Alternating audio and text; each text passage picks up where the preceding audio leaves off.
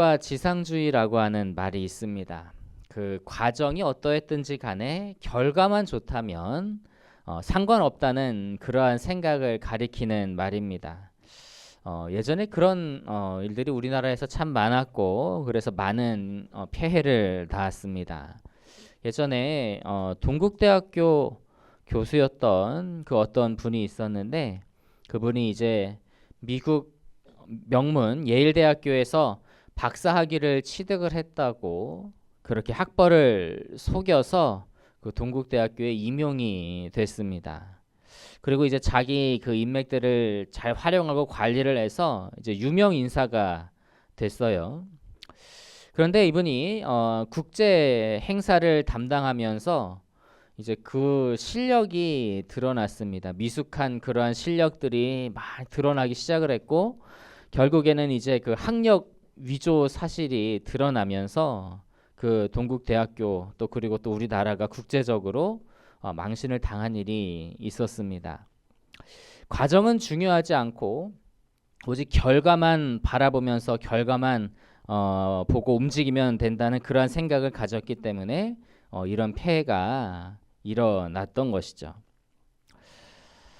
오늘 본문의 말씀은 이 사울의 업적에 대해 기록이 되어 있습니다. 이 업적에 대한 기록을 보면요, 우리 마음이 조금 혼란스러워집니다. 우리 말씀 같이 한번 보실까요? 본문 47절과 48절을 같이 보시겠습니다. 47절과 48절 말씀을 자 우리 한 목소리로 같이 읽도록 하겠습니다. 시작. 사울이 이스라엘 왕 위에 오른 후에 사방에 있는 모든 대적 곧 모압과 암몬 자손과 에돔과 소바의 왕들과 블레셋 사람들을 쳤는데 향하는 곳마다 이겼고 용감하게 아말렉 사람들을 치고 이스라엘을 그 약탈하는 자들의 손에서 건졌더라. 자, 본문에 보면 이 사울의 업적에 대해서 사울이 여러 왕들에게 이겼고 그토록 강했던 아말렉 사람들로부터 이스라엘을 건져내었다라고 그렇게 기록하고 있습니다. 자, 우리가 상식적으로 알기에는 이 사울은 하나님께서 왕으로 세우신 것을 후회하는 사람이었다는 거예요. 그죠? 그리고 우리가 지금 사무엘상 강해를 하면서 사울의 아쉬운 점을 또 많이 보았습니다. 그래서 또 아직까지 또 봐야 할 아쉬운 점들이 남아 있고요. 그런데 그가 남긴 업적이 뭐예요? 향하는 곳마다 이겼다라고 하는 대단한 업적이죠. 네. 그가 블레셋과의 싸움에 대해서는 그 길보아산 전투에서 패배하고 전사했던 그 마지막 싸움 이전에는 모든 싸움을 다 승리하는 그런 놀라운 결과를 남겼어요. 이게 도대체 어떻게 된 일일까요? 우리 상식으로는 사울이 하나님 앞에 버림받은 왕이었는데 근데 기록되어 있는 업적은 우리의 기억과는 조금 이렇게 차이가 나는 것처럼 보입니다. 우리는 이것을 어떻게 받아들여야 할까요? 우리가 여기에서 한 가지 생각해 보아야 할 것이 무엇이냐면 이 본래 사울에 대한 하나님의 계획이 무엇이었는가입니다. 자, 우리 사무엘상 9장 16절 같이 한번 보시겠습니다. 본문 앞쪽에 있는 사무엘상 9장 16절 말씀입니다. 사무엘상 9장 16절 말씀 우리 같이 한번 읽어보겠습니다. 시작. 내일 이맘때에 내가 베냐민 땅에서 한 사람을 내게로 보내리니 너는 그에게 기름을 부어 내 백성 이스라엘의 지도자로 삼으라. 그가 내 백성을 블레셋 사람들의 손에서 구원하리라. 내 백성의 부르짖음이 내게 상달되었으므로 내가 그들을 돌보았노라 하셨더니. 이 말씀은 하나님께서 사무엘에게 하신 말씀으로 사울에게 기름을 부어서 왕으로 삼으라 라고 하는 말씀이에요. 다시 말하면 사울이 왕이 되기 이전에 하나님이 이미 그를 통한 계획을 다 세우시고 그를 택하셨다라고 하는 거죠. 하나님께서 사울을 통해 가지신 계획이 무엇이죠? 그가 내 백성을 블레셋 사람의 손에서 구원하리라 라고 하는 말씀대로 블레셋에게 고통을 당하고 있던 이스라엘 백성들을 구원하려는 그런 계획을 세우셨습니다. 자, 하나님의 이 말씀은 사울을 통해서 이스라엘을 블레셋으로부터 건져내겠다는 일종의 그런 약속의 말씀이었는데요. 그 말씀대로 이제 사울은 왕이 되니까 그 암몬을 먼저 격퇴를 하고 그리고 나서 이제 곧바로 블레셋과의 전쟁을 시작하게 됩니다. 자, 그런데 문제가 생겼어요. 블레셋과의 전쟁을 시작하면서 사울이 그 돌발 행동을 저지른 거예요. 무엇이죠? 사무엘이 도착하기 전에 자기가 번제를 주관해서 드린 거예요. 이 일로 말미암아 하나님은 이스라엘의 왕위를 사울로부터 하나님의 마음에 맞는 다른 사람, 그러니까 즉 다윗에게 옮기기로 결정을 하셨지만 그럼에도 사울의 손을 통해 블레셋과의 전쟁에서 이길 수 있도록 하셨습니다. 자, 왜 그렇죠? 이미 하셨던 그 약속의 말씀, 그 사울을 통해 이스라엘을 블레셋으로부터 구하겠다고 하는 그 약속하신 말씀을 지키신 겁니다. 자, 그렇다는 것은 사울이 블레셋과의 그 전쟁, 그리고 블레셋을 비롯한 다른 여러 나라와의 전쟁에서 싸워서 이긴 것은 사울이 잘해서가 아니라 하나님이 이미 하신 약속 때문이다라고 하는 것도 알 수가 있어요. 이것은 아말렉과의 전쟁 사건에서도 드러납니다. 자, 하나님께서는 그 사울에게 아말렉과 전쟁을 하되 아말렉 사람과 그들의 소유를 남기지 말고 진멸하라고 말씀을 하셨습니다. 이 진멸하라는 것은 그 하나님의 전쟁이라는 것을 선포하는 거거든요. 자, 그래서 이제 사울이 하나님의 말씀대로 나가서 아말렉과 싸웠고 하나님의 도우심으로 크게 승리를 거두었어요. 그런데 여기에서도 사울의 돌발 행동이 나타납니다. 분명히 아말렉 사람과 그들의 소유를 어떻게 하라고 했다고요? 진멸하라고, 남김없이 진멸하라고 말씀을 하셨는데 사울이 아말렉 왕 아각을 살려두었고 또 그리고 탈취한 그 가축들 중에서 좋아 보이는 것들은 남기고 좋지 않아 보이는 것들만 다 이렇게 진멸했어요. 이 일로 인해서 하나님께서는 사울에게 매우 크게 실망을 하셨고요. 심지어 그를 왕으로 세우신 것을 후회하셨다라고까지 기록합니다. 자, 결국 이 일로 인해서 사울이 이제 완전히 하나님 앞으로부터 버림받는 계기가 됩니다.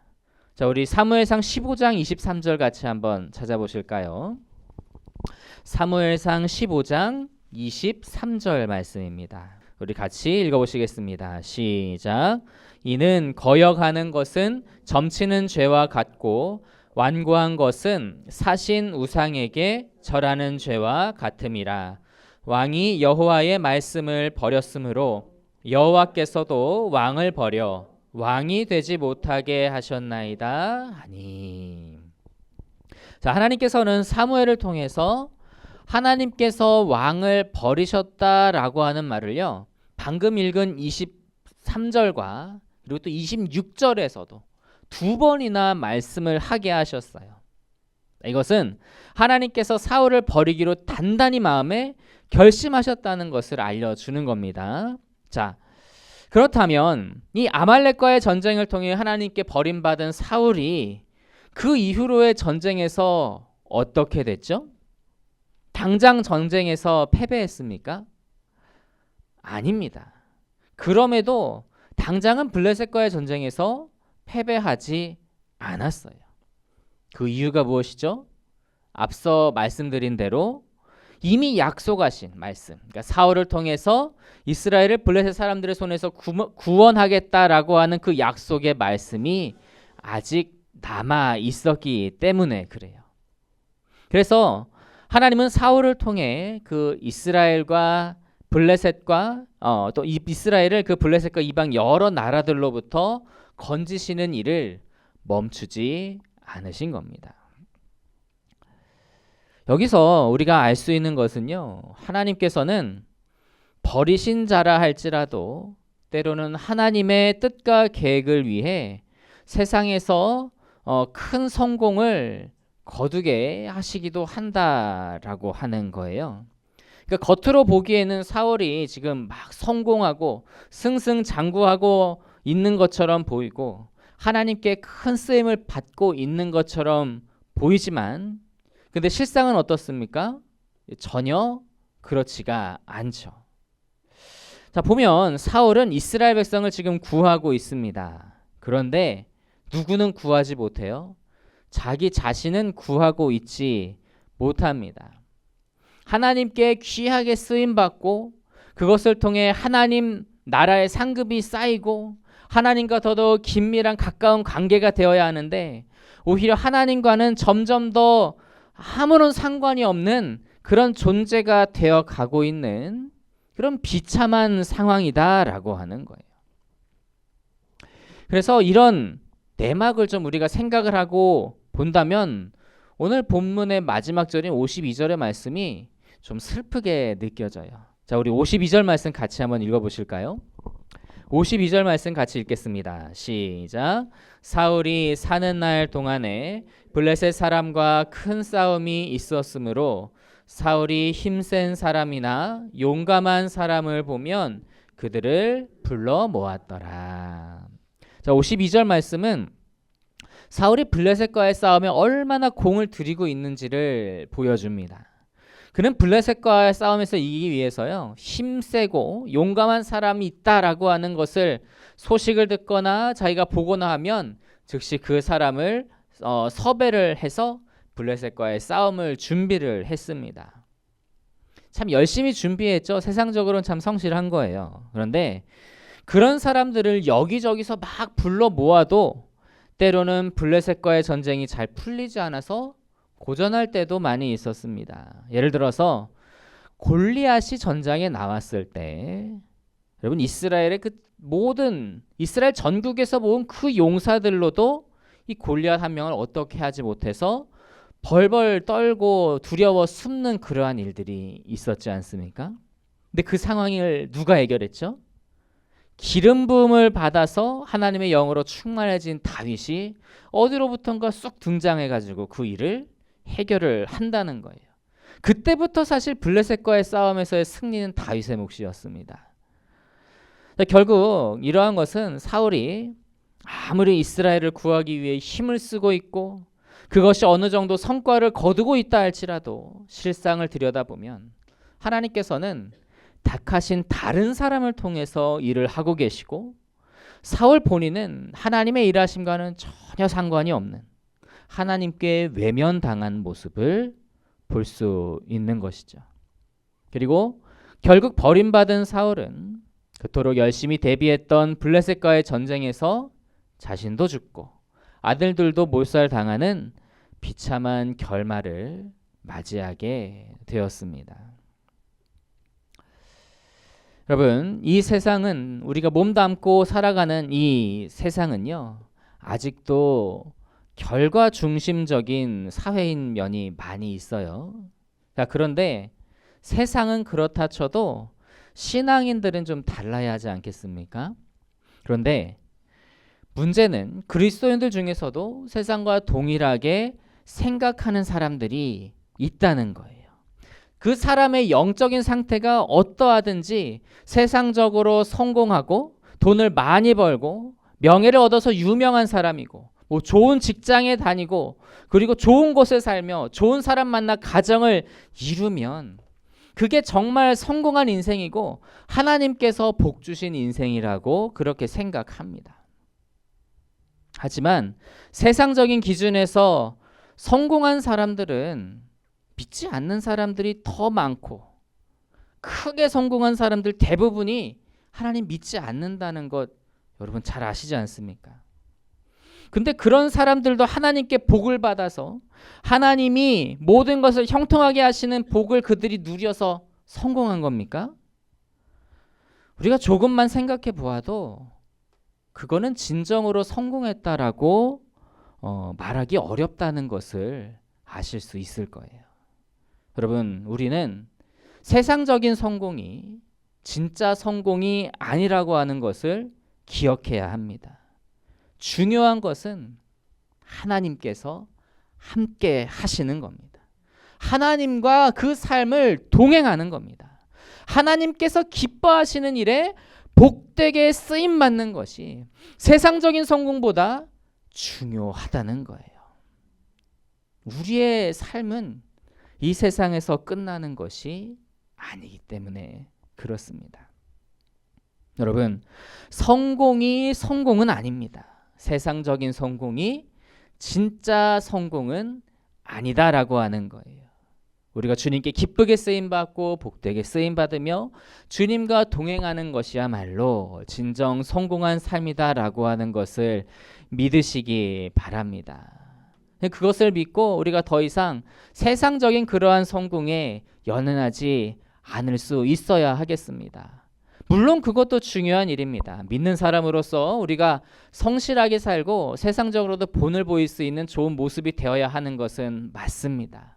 하지만 그것에 연연하는 것은 옳지 않은 일입니다. 오히려 그것에 연연하기보다 이 상황 가운데서 하나님이 나를 어떻게 사용하실지, 하나님께서 나를 어떻게 인도하실지에 더 집중하고 그 하나님 인도하심 따라서 귀하게 쓰임 받을 때 그 삶이 진짜로 성공하는 인생이 될 줄로 믿습니다. 그래서 우리는 정말 주님 보시기에 정말 온전히 진실로 성공한 그러한 삶을 살아가는 저 여러분 되시기를 간절히 소망합니다. 주님과 동행하고 주님께서 기뻐하시고 그리고 주님께 복되게 쓰임받는 저 여러분 다 되실 수 있기를, 그래서 정말 하나님의 나라에서 큰 상급으로서 우리가 예비함을 받는 저 여러분 다 되실 수 있기를 간절히 소망합니다.